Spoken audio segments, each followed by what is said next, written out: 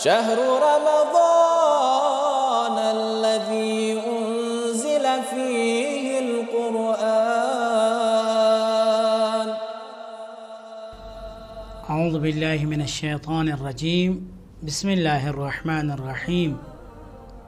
الحمد للہ رب العالمین وصلی اللہ علی محمد وآلہ الطیبین الطاہرین المعصومین ولعنۃ الدائمۃ علی اعدائہم اجمعین من یوم عداوتہم الی قیام یوم الدین.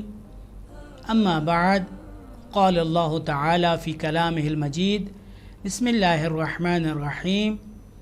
یا ایہا الذین آمنوا کتب علیکم الصیام کما کتب علی الذین من قبلکم لعلکم تتقون. انسان کی یہ فطرت ہے، انسان کی یہ طینت میں ہے کہ چاہے امور مادی ہوں یعنی دنیاوی امور ہوں یا امور معنوی ہوں جو دینی امور ہوتے ہیں، تو انسان اپنا فائدہ سوچتا ہے. جتنا انسان کو زیادہ فائدہ ہوگا وہ اس کام میں اتنی دلچسپی زیادہ لیتا ہے،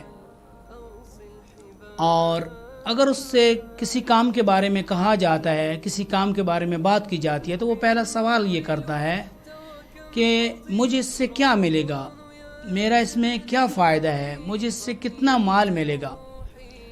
تو بس انسان فطری لحاظ سے مادیت کی طرف، مال کی طرف اور منفعت اور منافع کی طرف جو ہے اس کا تمائل ہوتا ہے. اور جب یہ دینی امور میں بات آتی ہے تو دو چیزوں کی وجہ سے وہ دینی احکامات کو انجام دیتا ہے. ایک کہ مجھے ثواب ملے گا، اور دوسرا مجھے جنت ملے گی. بس جہاں بھی کوئی کہیں عبادت کی بات آئے گی یا کسی دینی امور کی بات آئے گی، دینی کام کی بات آئے گی، تو انسان یہی کہ مجھے ثواب ملے گا اور میں جنت میں جاؤں گا. ماہ مبارک رمضان کی آمد ہے، تو ماہ رمضان سے پہلے، اس کے وسط میں، اس کے شروع میں یا سال کے دوران یہ اتفاقات ہوتے رہتے ہیں کہ ہم اصلی ہدف سے دور ہو جاتے ہیں، اور جو فری ہدف ہوتے ہیں، جو دوسرے درجے کے منافع ہوتے ہیں، ہم ان کے پیچھے چلے جاتے ہیں. جیسا کہ یہ کہ میڈیکل سائنس کہتے ہیں جی کہ اگر انسان 10 گھنٹے تک، 12 گھنٹے تک کوئی چیز نہیں کھاتا تو اس کا نظام ہضم جو ہے وہ مضبوط ہو جاتا ہے، اس کی قوت مدافعت بڑھ جاتی ہے، اس کا ڈائجسٹو سسٹم جو ہے وہ صحیح طریقے سے کام کرنا شروع کر دیتا ہے. یہ ایک بات. بعض لوگ اس لیے روزہ رکھتے ہیں کہ جی روزہ بھی رکھوں گا اور ساتھ میرے سے وزن بھی کم ہو جائے گا، میں سلم بھی ہو جاؤں گا. بعض اوقات انسان بیماریوں سے بچنے کے لیے یا بیماریوں میں کمی پیدا کرنے کے لیے وہ روزہ رکھتا ہے. جی بیماری ہے، اگر میں روزہ رکھوں گا تو میری شوگر جو ہے وہ اس سے نیچے آ جائے گی. یا اور اس قسم کی بیماریاں ہیں کہ انسان جس میں ہے کہ اگر انسان کھانے میں پرہیز کرے یا کھانے کے دوران مناسب فاصلہ رکھے تو اس کی بیماری یا ختم ہو جاتی ہے یا اس کی بیماری میں کمی آ جاتی ہے. حتی روایات میں بھی ہے کہ صوموا تصحوا، روزہ رکھو تاکہ تم صحیح و سالم اور تندرست رہو. یہ بات اپنی جگہ صحیح ہے اور اس چیز کے فائدے بھی ہیں، لیکن ہم ان فوائد کے پیچھے جو ہدف اصلی ہوتا ہے اس کو ہم بھول جاتے ہیں، اس سے ہم صرف نظر کرتے ہیں، ہماری توجہ سے ہٹ جاتی ہے. وہ کیا ہے کہ دیکھیں، جیسے خداوند کریم نے اپنی پاک اور مقدس کتاب میں سورہ بقرہ آیت نمبر 183 میں کہا ہے کہ بسم اللہ الرحمن الرحیم. یا ایھا الذین آمنوا کتب علیکم الصیام کما کتب علی الذین من قبلکم لعلکم تتقون. اے صاحبان ایمان، تم پر روزے فرض کیے گئے ہیں جیسا کہ تم سے پہلی امتوں پر روزے فرض کیے گئے تھے تاکہ تم متقی بن جاؤ، صاحبان تقوی میں سے ہو جاؤ. تو یہ ہدف اصلی ہے روزے کا کہ انسان متقی بن جائے، انسان صاحبان تقوی میں سے ہو جائے. دیکھیں، کوئی بھی عبادت ہے، چاہے وہ نماز ہو، روزہ ہو، حج ہو، زکوٰۃ ہو، خمس ہو، جہاد ہو، امر بالمعروف ہو، نہی عن المنکر ہو، تولا ہو، تبرہ ہو، ہر ایک کی اپنی شرائط ہیں، اپنے اوقات ہیں، اور کچھ عبادات کے لیے خاص مقام ہے، جیسا کہ حج کے لیے بیت اللہ حرام جانا پڑتا ہے۔